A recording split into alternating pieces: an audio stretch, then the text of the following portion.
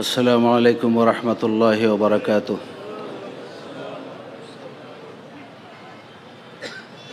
الحمد للہ نحمده ونستعینه ونستغفره ونؤمن به ونتوکل علیہ ونعوذ باللہ من شرور انفسنا ومن سیئات اعمالنا ونعوذ باللہ من شرور انفسنا ومن سیئات اعمالنا من يهد الله فلا مضل له ومن يضلل فلا هادي له ونشهد أن لا إله إلا الله وحده لا شريك له ونشهد أن سيدنا ومولانا محمد وعلى آله وأصحابه أجمعين قال الله تبارك وتعالى في القرآن المجيد أعوذ بالله من الشيطان الرجيم بسم الله الرحمن الرحيم والعصر إن الإنسان لفي خسر إلا الذين آمنوا وعملوا الصالحات وتواصوا بالحق وتواصوا بالصبر وقال النبي صلى الله عليه وسلم طوبى لعبد جعله الله مفتاحا للخير ومغلاقا للشر أو كما قال عليه الصلاة والسلام صدق الله العظيم وصدق رسوله النبي الكريم ونحن على ذلك لمن الشاهدين والشاكرين والحمد لله رب العالمين اللهم صل على سيدنا شفيعنا مولانا محمد وعلى آل محمد وبارك وسلم رب اشرح لي صدري ويسر لي أمري واحلل عقدة من لساني يفقهوا قولي۔ میرے محترم بزرگوں اور دوستو، اللہ تبارک و تعالیٰ کا شکر اور ان کا احسان ہے کہ اللہ رب العالمین نے آج ہم لوگوں کو اپنے نام کو سننے کے لیے اپنے نبی جناب محمد الرسول اللہ صلی اللہ علیہ وسلم کی زندگی اور ان کی سیرت کو سمجھنے کے لیے اور جس محنت کو لے کر وہ دنیا میں آئے تھے اس کو اپنی زندگی کا حصہ بنانے کے لیے اللہ نے قبول کیا ہے۔ یہ اللہ کا بڑا احسان ہے۔ اللہ چاہتے تو ہم سب کو کسی گناہ پر بھی لگا سکتے تھے، اپنی نافرمانی پر بھی ہم سب کو لگا سکتے تھے کہ نہیں لگا سکتے تھے؟ اور خدا کا کرم یہ ہے، ان کا احسان یہ ہے کہ ہم جیسے کمزوروں کو اور ہم جیسے گناہگاروں کو اپنے نام کو سننے کے لیے جمع کیا ہے۔ اللہ تعالیٰ کے انگنت انعامات اس دنیا کے اندر ہیں کہ اللہ تعالیٰ نے اس دنیا کو دار الفنا بنایا ہے، دار البقا نہیں بنایا، اور یہ دار الجزا بھی نہیں ہے کہ یہاں بدلہ دیا جائے گا۔ یہاں کی ہر چیز کو فنا ہے۔ اس فانی دنیا کے اندر خدا کے انعامات بہت زیادہ ہیں، انگنت ہیں۔ اللہ خود کہتے ہیں کہ وَإِن تَعُدُّوا نِعْمَةَ اللَّهِ لَا تُحْصُوهَا، کہ اگر تم اللہ کے انعامات کو شمار کرنا چاہو، گننا چاہو، تو یہ تمہارے بس کی بات نہیں ہے کہ تم اس کا احاطہ کرو۔ ہم لوگ سوچتے ہیں کہ خدا کا انعام کیا ہے؟ یہ آسمانوں کا ہمارے لیے فرش کا بننا یہ اللہ کا انعام ہے۔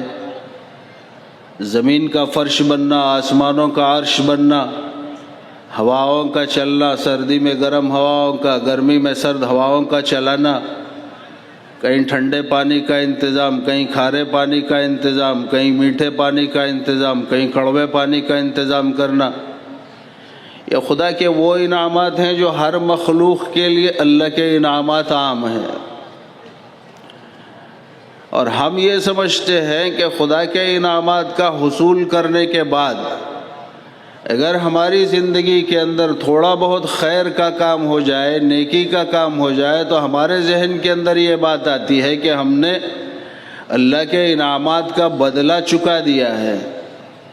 حضرت حسن بصری رحمۃ اللہ علیہ تابعین میں سے ہے۔ ان سے آگے کسی نے پوچھا کہ حضرت 40 سال سے میرا معمول ہے کہ میں عشاء کے وضو سے فجر کی نماز پڑھتا ہوں اور صبح سے لے کر ہر روز روزہ رکھتا ہوں، یعنی قائم اللیل بھی ہوں، صائم الدہر بھی ہوں۔ آپ بتائیے کہ میں نے اللہ کا حق ادا کر دیا کہ نہیں کیا؟ کتابوں میں لکھا ہے کہ حضرت حسن بصری رحمۃ اللہ علیہ کی چیخ نکل گئی اور بے ہوش ہو گئے۔ بڑی دیر بعد میں ہوش آیا تو پوچھا کہ حضرت اس میں بے ہوش ہونے والی بات کیا ہے؟ کہا کہ ارے نادان، تو نے سوال ہی ایسے کیا ہے کہ تو اللہ کے انعامات کا حق ادا کیسے کر سکتا ہے؟ ایک سانس جو تیرے اندر جا رہی ہے، اس ایک سانس پہ 70 سجدہ شکر انسان پہ واجب ہو جاتے ہیں۔ ایک جو باہر آ رہی ہے اس کے اوپر 70 سجدے واجب ہو جاتے ہیں۔ اگر انسان شکر ادا کرنا چاہے تو سجدہ شکر اس پہ لازم ہو جاتے ہیں۔ تو اگر ایک سانس پہ 140 سجدے بھی اگر کر لے انسان تو خدا کی اس ایک نعمت کا حق ادا نہیں کر سکتا، تو پھر یہ ساری نعمتیں جو اللہ نے دی ہیں ان نعمتوں کا حق کیسے ادا کر پائے گا؟ یہ آسمانوں کا بغیر ستونوں کے کھڑا کر دینا، یہ زمین کا بچھا دینا، زمین کے نیچے خزانوں کا چھپا دینا، یہ اللہ کے وہ انعامات ہیں جو ایمان والے کے لیے، غیر ایمان والے کے اور ساری مخلوقات کے لیے یکساں ہیں، مگر ایمان والے کے لیے اور اس امت کے لیے خاص نعمت جو اللہ کی طرف سے بتائی گئی اور دی گئی وہ یہ ہے کہ آقا مدنی محمد الرسول اللہ صلی اللہ علیہ وسلم نے ارشاد فرمایا کہ من یرید اللہ بہ خیرا یفقہہ فی الدین، کہ اللہ جس بندے کے ساتھ میں خیر کا اور بھلائی کا معاملہ کرنا چاہتے ہیں اس کو دین کی سمجھ دے دیتے ہیں۔ آج ساری دنیا کے اندر خیر کو ہم نے صرف یہ سمجھا کہ مال کا جمع ہونا خیر کی علامت ہے، عہدے کا مل جانا یہ خیر ہے، کوٹھے بنگلے کا مل جانا یہ اللہ کا انعام ہے۔ اللہ کے نبی نے کہا کہ کوٹھے بنگلے بھی ختم ہونے والے ہیں، مال بھی ختم ہونے والا ہے، ملک بھی ختم ہونے والا ہے۔ دنیا کے اندر بڑے بڑے بادشاہ آئے کہ جن کی سلطنت اور جن کی حکومت ساری زمین کے اوپر تھی، مگر اللہ کا فیصلہ آیا۔ وہ فیصلہ کیا ہے؟ وہ انسان کی زندگی کے اندر اور ہر مخلوق کے لیے اللہ کا یکساں فیصلہ ہے، وہ فیصلہ ہے موت کا فیصلہ۔ اللہ کا فیصلہ یہی ہے کہ کل نفس ذائقۃ الموت، کہ ہر جاندار کو موت کا مزہ چکھنا ہے۔ جب موت کے جھٹکے لگے اللہ نے بڑے بڑے بادشاہوں کی گردنوں کو توڑ دیا، اور موت کے جھٹکے لگے اللہ نے ان کی حکومتوں کو ختم کر دیا۔ 4 بڑے بادشاہوں کو اللہ نے دنیا میں بھیجا تھا۔ ایک بخت نصر تھا جس کی حکومت ساری زمین پہ تھی، ایک نمرود تھا کہ جو حضرت ابراہیم علیہ السلام کے زمانے میں اس کی حکومت تھی اور ساری زمین کے تختے پہ اسی کا راج تھا۔ اور پھر ایک حضرت ذوالقرنین تھے، سکندر ذوالقرنین، اللہ نے ان کو بھی حکومت دی تھی ساری زمین کی بادشاہت۔ اور ایک تھے حضرت سلیمان بن داؤد علیہ السلام۔ 4 بڑے بادشاہ جن کو اللہ نے حکومت دی تھی، اللہ تعالیٰ نے ان کو بھی موت کے گھاٹ اتار دیے۔ کسی کو ذلت کی موت دی اور کسی کو عزت کی موت دی۔ ذلت کی موت آئی کفر کی بنیادوں پہ، ذلت کی موت آئی انکار کی بنیاد پہ، ذلت کی موت آئی خدا کی نافرمانی کی بنیاد پہ، اور عزت والی موت آئی اللہ کے حکموں کو پورا کرنے کی بنیاد پہ۔ اور عزت کی زندگی جو ملی خدا کے حکموں کو پورا کرنے کی بنیاد پہ۔ ذلت کی موت کیسے دیتا ہے اللہ تعالیٰ؟ ذلت کی موت ایسے دیتا ہے کہ انسان کو مال بھی دیتا ہے، ملک بھی دیتا ہے، تخت بھی دیتا ہے، حکومت بھی دیتا ہے، اور ساری چیزیں دینے کے باوجود انسان کو اسی تخت پہ بٹھا کے اللہ ذلیل کر دیتا ہے۔ جیسے نمرود کو کیا کہ ساری دنیا کا بادشاہ ہے، ساری زمین پہ اس کی حکومت ہے، اللہ تعالیٰ نے کیسے ذلیل کیا کہ ایک لنگڑے مچھر کی بنیاد پہ اللہ نے اس کے سر پہ جوتیوں کی بارش برسا دی۔ یہ خدا کی طاقت ہے، مگر انسان اللہ کو سمجھ نہیں رہا، اور انسان کا سب سے بڑا بدنصیبی اور عالمیہ اس کا یہ ہے کہ جب مال ملتا ہے تو وہ اپنے آپ کو بادشاہ سمجھنے لگتا ہے، جب اللہ اس کو ملک دیتے ہیں تو وہ اپنے آپ کو سب سے بڑا خدا سمجھتا ہے۔ اللہ کی زمین کے اوپر نمرود بھی آیا، اللہ نے ختم کر دیا۔ فرعون آیا، اس نے کہا کہ مجھ سے بڑا بادشاہ کون ہے؟ پہلے تو بادشاہت کا اعلان کیا، پھر اس نے اپنے آپ کو رب ہونے کا دعویٰ کیا۔ وَفِرْعَوْنَ ذِي الْأَوْتَادِ الَّذِينَ طَغَوْا فِي الْبِلَادِ فَأَكْثَرُوا فِيهَا الْفَسَادَ فَصَبَّ عَلَيْهِمْ رَبُّكَ سَوْطَ عَذَابٍ۔ اللہ قرآن میں کہتا ہے کہ کیا تم فرعون کی زندگی کو دیکھتے نہیں ہو کہ ہم نے اس کو پھانسیاں دینے کے اندر وہ مشہور تھا کہ جو بھی آدمی اس کے خلاف کوئی سازش کرتا، ایک بڑی چوکھٹ اس نے بنائی تھی اور اس تیر کے اوپر لوگوں کو پھانسیاں دے دیا کرتا تھا اور وہ ننگے لٹکتے تھے۔ تو اللہ تعالیٰ کہتے ہیں وَفِرْعَوْنَ ذِي الْأَوْتَادِ الَّذِينَ طَغَوْا فِي الْبِلَادِ، کہ اس نے ہماری زمین کے اوپر نافرمانیوں کا راج اور ڈنکا بجا دیا تھا۔ اس نے کہا تھا انا ربکم العالی، کہ میں تم سب کا بڑا پروردگار ہوں، میں تمہارا پالنے والا ہوں، میں تمہارا بنانے والا ہوں۔ اللہ تعالیٰ کو یہ چیز بڑی ناپسند آئی۔ کیوں؟ خدا تعالیٰ ساری کائنات کے اندر ساری غلطیوں کو معاف کر سکتے ہیں، مگر ایک غلطی ایسی ہے کہ جس کو اللہ معاف نہیں کرتے، وہ غلطی ہے شرک کی، وہ غلطی ہے خدا کی ذات میں شرکت کرنا، وہ گناہ ہے اللہ کی صفات میں کسی کو شریک ٹھہرانا۔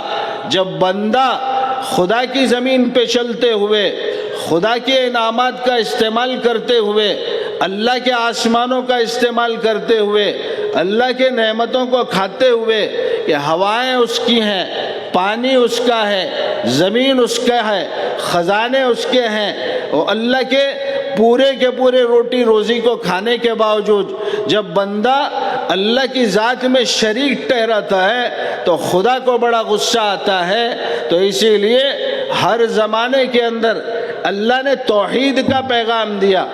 آدم علیہ السلام کو بھیجا زمین پہ، اور زمین پہ بھیجنے کے بعد میں ان کو بھی توحید کا پیغام دے کے بھیجا۔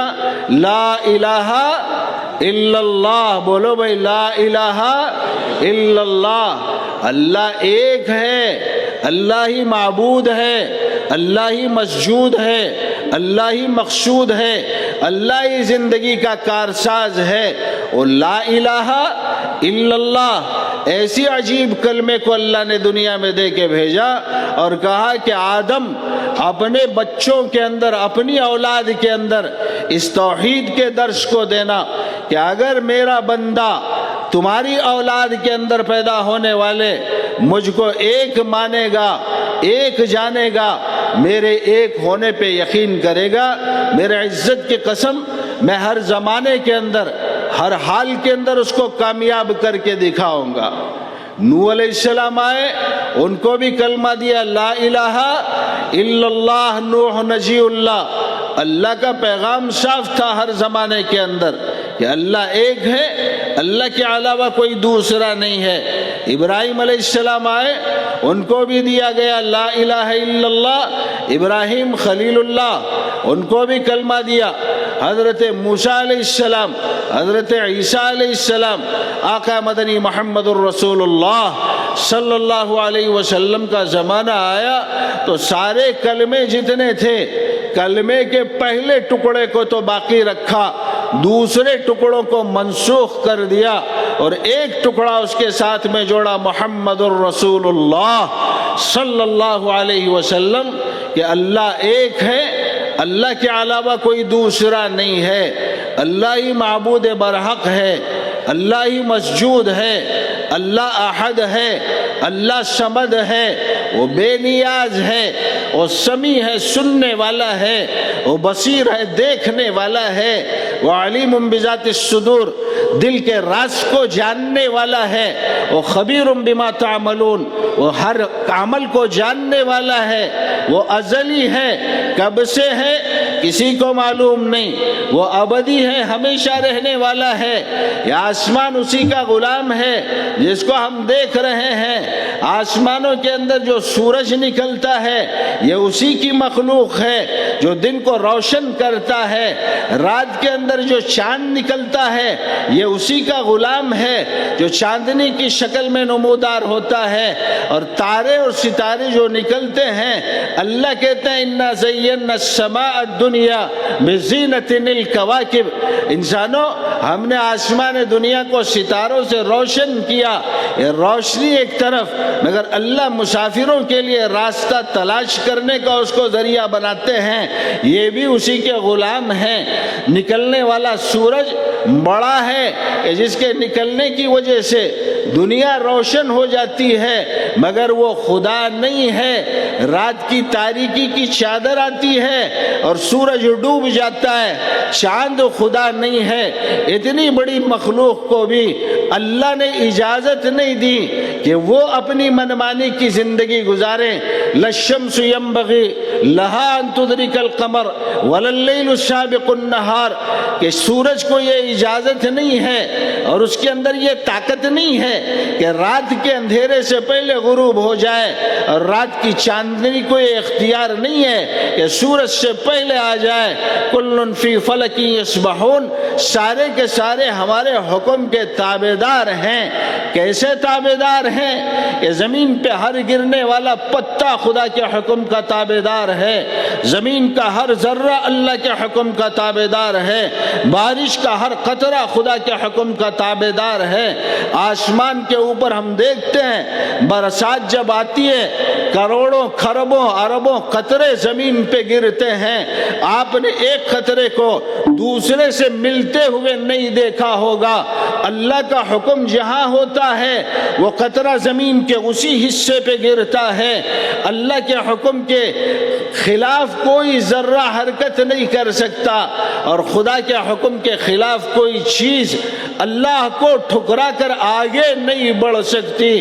اللہ کہتے ہیں کہ میرے بندے تیرے لیے میں نے ساری کائنات کو بنایا، آسمانوں کو بھی، زمین کو بھی، چاند کو بھی، سورج کو بھی، ستاروں کو بھی، سیاروں کو بھی، سمندروں کو بھی، پہاڑوں کو بھی، اور پھر زمین کے اندر کے خزانوں کو بھی، اور پھر اس زمین کے اندر جتنے جمادات ہیں اور جتنے نباتات ہیں ان سب کو میں نے تیرے لیے بنا دیا۔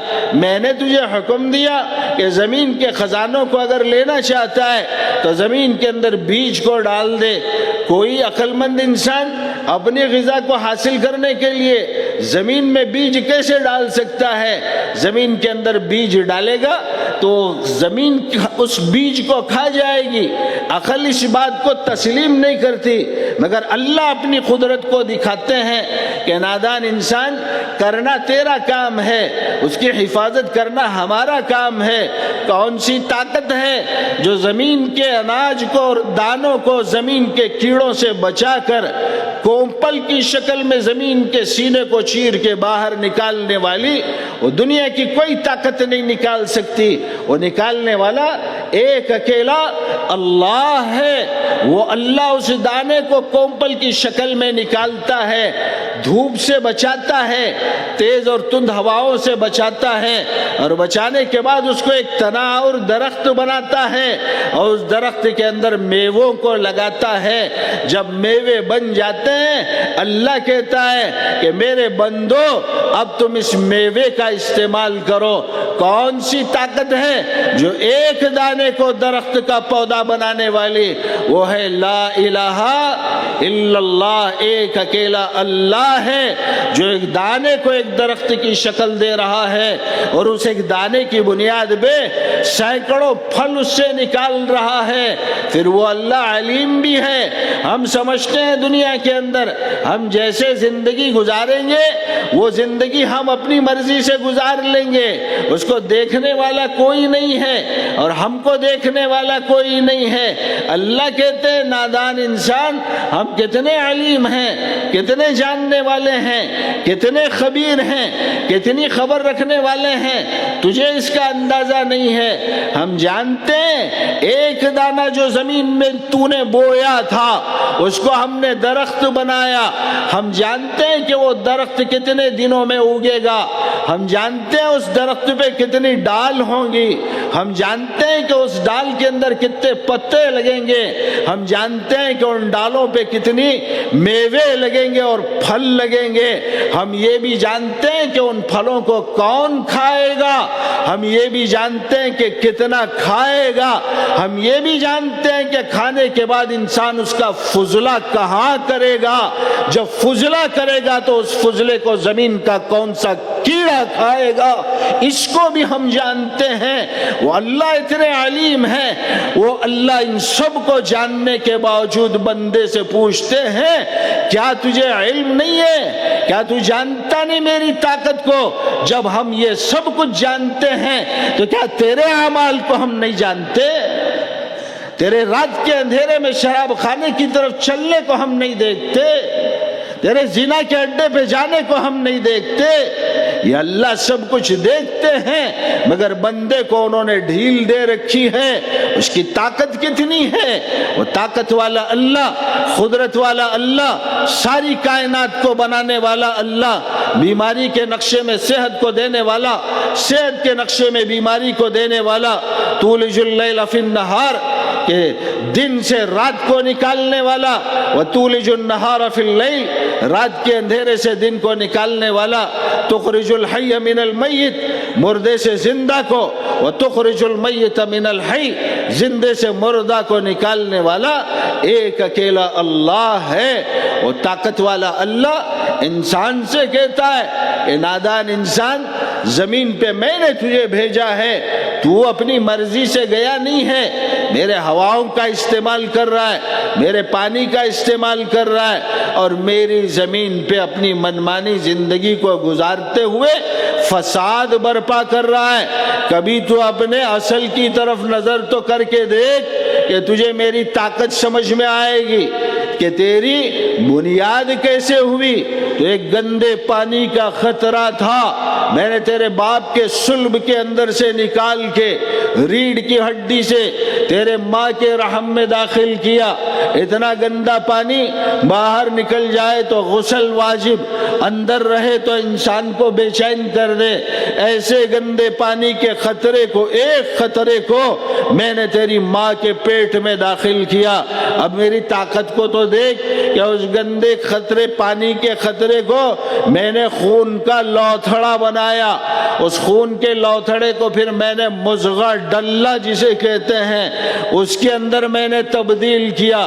گندے پانی کا خطرہ، خون کا لوتھڑا، مضغہ، اس مضغے کے اندر اللہ اپنے قدرت کو ظاہر کرتے ہیں کہ انسان کے اندر اس مضغے کے اندر ہڈیوں کا نظام بنایا۔ کیسے ہڈیاں؟ کہ 360 جوڑ بنائے، ہاتھ کی ہڈی بنائی، پیر کی ہڈی بنائی، سر کی ہڈی بنائی، پسلی کی ہڈی بنائی، ایک ہاتھ کو بنایا، اس کے اندر 3 جوڑ لگائے، مہنڈے کا، کوہنی کا، پہنچے کا، پھر پنجہ بنایا، پنجے میں 5 انگلیاں، ہر انگلی میں 3 جوڑ۔ خدا اگر ہاتھ کے اندر کوہنی والی ہڈی کو اور جوڑ کو ختم کر دیتے، انسان کا ہاتھ مڑتا نہیں، تو نتیجے کے اندر بندہ غذا کیسے کھاتا؟ کھانے کے لیے ہر انسان کو دوسرے کی ضرورت پڑتی کہ سامنے بیٹھ کر یہ اس کو کھلاتا، وہ اس کو کھلاتا۔ 2 ہاتھ اللہ نے دیے، پکڑنے کے لیے پنجوں والے بنائے، اور پھر اللہ تعالیٰ نے پیر بنائے، پیر کے اندر 3 جوڑ رکھے، ایک کمر والا جوڑ، ایک گھٹنے والا جوڑ، ایک ٹخنے والا جوڑ، پھر پنجوں کو بنایا، ان پنجوں میں 5 انگلیاں، ہر انگلی کے اندر 3 فولڈ رکھے، اس کے اندر چلنے کی طاقت دی، پھر اس کے بعد میں اللہ تعالیٰ نے معدے کا نظام بنایا، معدے کے اندر غذا کو کھانے کی صلاحیت دی، اس کے اوپر اللہ نے سانس لینے کے لیے کلیجہ بنایا، اس کے بعد میں اللہ تعالیٰ نے اس کلیجے کے بازو کے اندر دھڑکتا ہوا دل بنایا، اس سے آگے اللہ تعالیٰ نے اس کی حفاظت کے لیے پسلیوں کو بنایا، یہ نظام چلایا، ہڈیاں اس کی حفاظت کرنے لگی، پھر اللہ تعالیٰ اس کے اوپر انسان کے اندر جانے کے لیے 2 نالیوں کو بنایا، ایک نالی پانی والی، ایک نالی غذا کی، ایک نالی ہوا کی، اس سے اوپر اللہ تعالیٰ نے انسان کا چہرہ بنایا، اس چہرے کے اندر پہلے اللہ تعالیٰ نے ہونٹ بنائے، اس کے اندر اللہ تعالیٰ نے مسوڑے بنائے، اس کے بعد میں اللہ نے ان مسوڑوں کے درمیان میں زبان نام کی ایک چیز کو بنایا، اس کے اوپر اللہ تعالیٰ نے ناک کو بنایا جو ہمارے چہرے کے اوپر ہے، اس ناک کے اندر 2 راستے بنائے، پھر اس کے بغل کے اندر 2 کان بنائے، اس ناک کے اندر سونگھنے کی طاقت کو رکھا، زبان کے اندر چکھنے اور بولنے کی طاقت کو رکھا، کانوں کے اندر سننے کی سماعت کی طاقت کو رکھا، اس سے آگے 2 آنکھوں کو اللہ نے بنایا، اس کی روشنی کو اتنا تیز کر دیا کہ اس سے بڑی تیز رفتار کوئی چیز دنیا کے اندر نہیں بنائی، کہ اس کے اوپر اللہ تعالیٰ نے اس کی حفاظت کے لیے ابرو بنائے، پلک جسے ہم کہتے ہیں کہ یہ مارتے رہتے ہیں، منہ کھلتے اور بند ہوتے رہتے ہیں، اس کے اوپر اللہ تعالیٰ نے انسان کا دماغ بنایا، اس دماغ کے اندر 2 لاکھ خانے بنائے، ہر خانے کی صلاحیت کو الگ بنایا۔ اللہ کہتا ہے کہ آسمانوں کو دیکھ کے میری قدرت کو نہ سمجھا کر، بس تو اپنی زندگی کی حقیقت کو پہچان لے کہ میں نے بھیجا بنایا، اس بھیجے کے اندر 2 لاکھ خانے، ہر خانے کی صلاحیت الگ، کسی کے اندر سونگھنے کی، کسی کے اندر بولنے کی، کسی کے اندر پکڑنے کی، کسی کے اندر چلنے کی، کسی کے اندر دیکھنے کی۔ ایک خانہ بھی اگر ہم ناکام کر دیں تو دنیا والے اس کو پاگل کہیں گے۔ یہ سارا نظام جو بنا رہا ہے، کون بنا رہا ہے؟ اللہ۔